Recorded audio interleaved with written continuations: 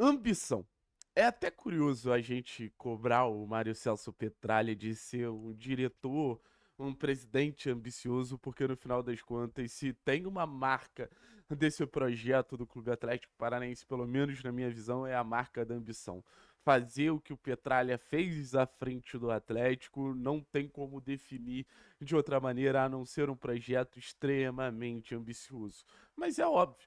Petralha ser ambicioso de um lado institucional e conseguiu ser um presidente, um diretor completamente inovador dentro do futebol brasileiro. Eu acho que do lado do mercado da bola ainda faltava um Atlético mostrando que poderia mais. E sempre deixou essa sensação no seu torcedor. Ah, é um clube que lucra bastante, mas faz economias burras. 2025 foi mais um ano que foi necessário um conserto de rota e 2024 fica aquele gostinho. Se não fosse um investimento maior ali no meio do ano, se fosse um investimento maior ali no meio do ano, o Atlético poderia talvez ter se salvado. Mas a realidade é que o Atlético, desde 2020, vem batendo recordes de transferências constantemente. Só lembrar vocês, o Abner, aquele ali atrás, chegou a ser a maior contratação da história do clube, cerca de 12 milhões de reais ali em 2019. Desde então, o Atlético vem fazendo investimentos maiores, maiores, maiores, maiores. Um clube muito mais ativo no mercado, pagando valores muito mais relevantes.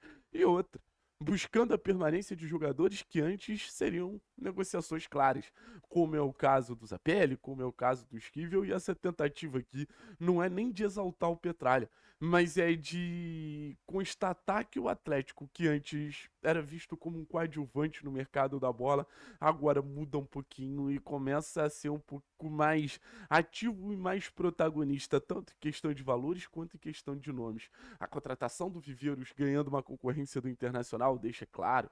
Um Portija que pô, o Inter quis, que o Galo quis, que outros times financeiramente muito capazes quiseram, não conseguiram trazer, e agora o Atlético busca a contratação do Portija também. Para mim é mais um sinal muito óbvio que o Atlético cada vez dá passos maiores no mercado da bola, passos mais relevantes e passos que fazem o Atlético ter um melhor time, uma melhor equipe para disputar as principais competições. Um salto necessário. Se o Atlético continuasse com uma realidade X para um futebol brasileiro que cresce de maneira muito mais rápida, muito mais acelerada do que vinha acontecendo nas últimas décadas, o Atlético ia ficar para trás. O Atlético ele já tem uma queda de nível de competitividade muito grande. O Atlético, ele volta ou ele tenta voltar a frequentar uma superfície onde ele pode olhar para cima e enxergar uma boa campanha no Campeonato Brasileiro e principalmente uma boa campanha nas Copas, que foi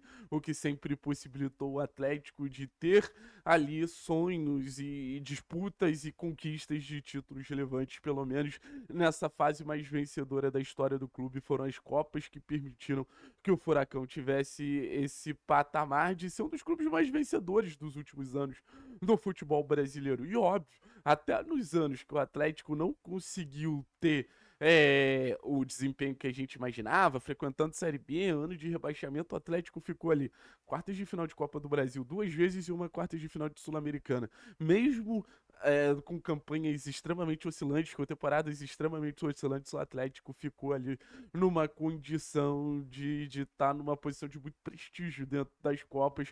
Faltaram, sei lá, 3, 4 jogos pensando em aspecto de título. E o Atlético, ele tem um objetivo muito claro para a próxima temporada. Conversando com algumas pessoas, consegui um relato do presidente Mário Celso Petralha, que não é uma promessa, porque não partiu exatamente da boca dele, e eu não tenho essa declaração clara da boca dele, mas o Petralha, conversando com algumas pessoas do mundo da bola, ele deixa muito claro que a ideia do Atlético é montar um time.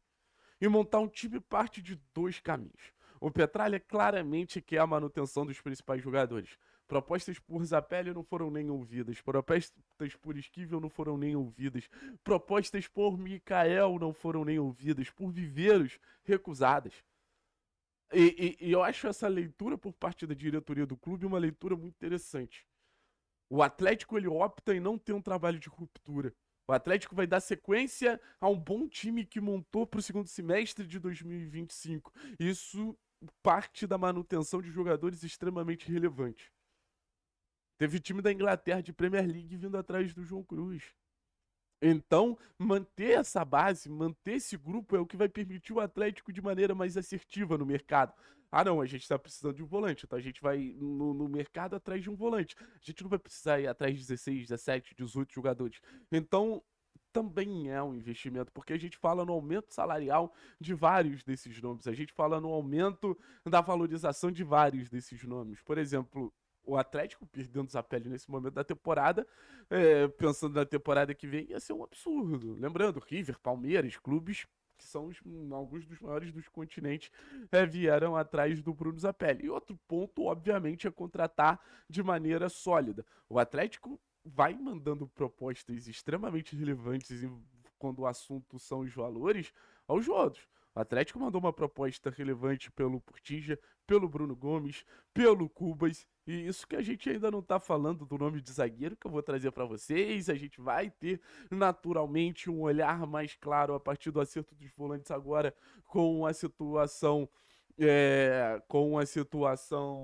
do ataque, que também vai ser uma posição que o Atlético vai ter uma atenção maior, que o Atlético vai ter um carinho maior. Então o Atlético pretende fazer um mercado, eu não vou falar agressivo, porque eu acho que o mercado agressivo hoje em cenário de Série A ainda não está dentro das possibilidades do Atlético, mas pelo desejo da diretoria, um mercado muito acima do que o torcedor do Atlético vinha se acostumando tanto em valores quanto em relevância de nomes. Então, Portilla, Viveiros, aí a gente pode ir pra Teran, a gente pode ir pra Arthur, a gente pode ir pra Léo Derek, a gente pode ir pra Esquivel, a gente pode ir pra Benavides, a gente pode ir pra Beleze, a gente pode ir pra, não sei, Filipinho, a gente pode ir pra Zapelli, a gente pode ir pra João, pra Dudu, pra Julimar, pra Mendonça, pra Luiz Fernando, pra...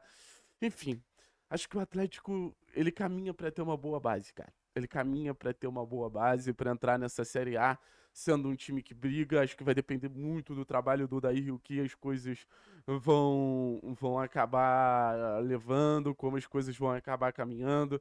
Mas eu acredito bastante que a gente vai ter um grupo muito sólido para ter uma Série A tranquila e para olhar para o time e sentir orgulho desse time.